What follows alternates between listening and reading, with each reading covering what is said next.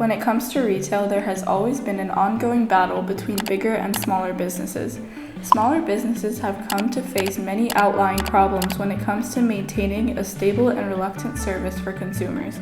Today, we talked to several small business owners and a previous owner from a bigger business, and we ask what it is like for either side when it comes to their profession and/or occupation.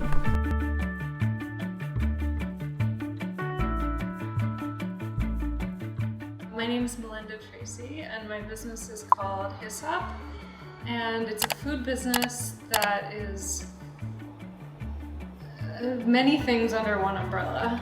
My name is Gaphar. I started a business that was 2006.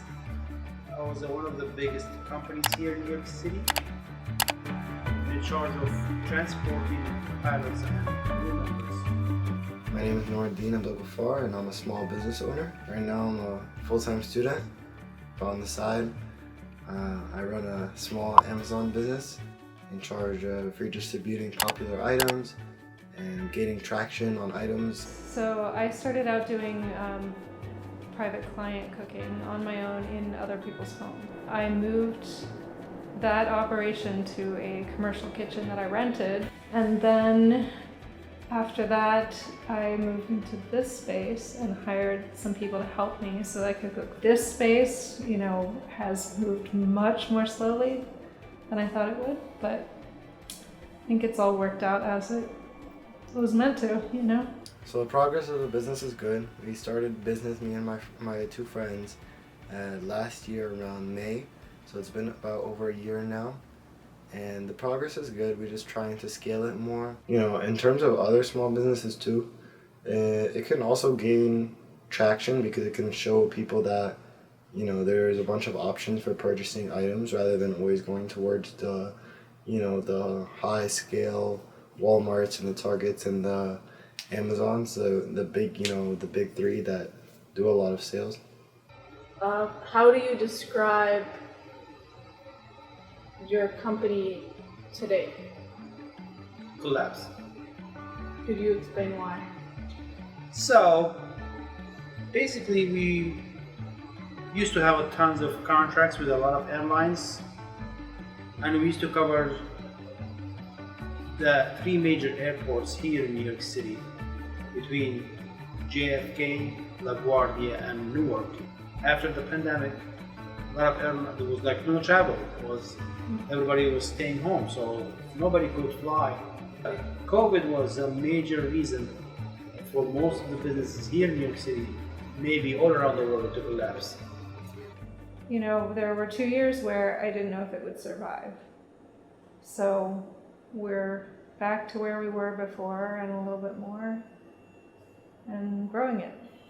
Well, I'll say that I'm a supporter of small businesses. I think that, with a big business, there's someone at the top and there's tons of people helping achieve that vision, which is usually all about bottom line.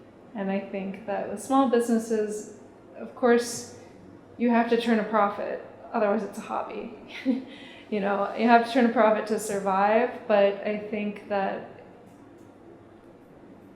it's a lot more nuanced than that. I'm not running a business like this because I'm making tons of money. I'm running a business like this because I feel strongly about what it is I'm doing. Because bigger businesses, a lot of the time they like to give you the cheapest price or give you the best service, but in actuality, they're not really treating their workers the best. They're taking a lot of cuts out of their spending in order to maximize profits. You cannot compare between big and small because big business, they have to cover certain type of business, certain type of customer. That's what this is, right. Let me rephrase it. You deal with airlines, you deal with certain type of customer, but the other small businesses, they just cover a passenger or two every 3 hours, every 2 hours. So you cannot compare between both businesses. Different level, different capital, different fleets, different, even the vehicle itself is totally different. I think particularly in New York, there's enough for everyone. I don't really operate in a way that I'm trying to compete with other people. Mm-hmm. I really, really believe there's enough for everyone. So I believe in doing what you do, being clear about what it is you do, not trying to do more than you can do really well. And I think there's enough for everyone. When you come towards the small businesses, you're supporting people who are locally around you, who are working hard, and although it's a lot, scaling wise, it's a lot smaller than the bigger wholesalers and the bigger retailers in the world.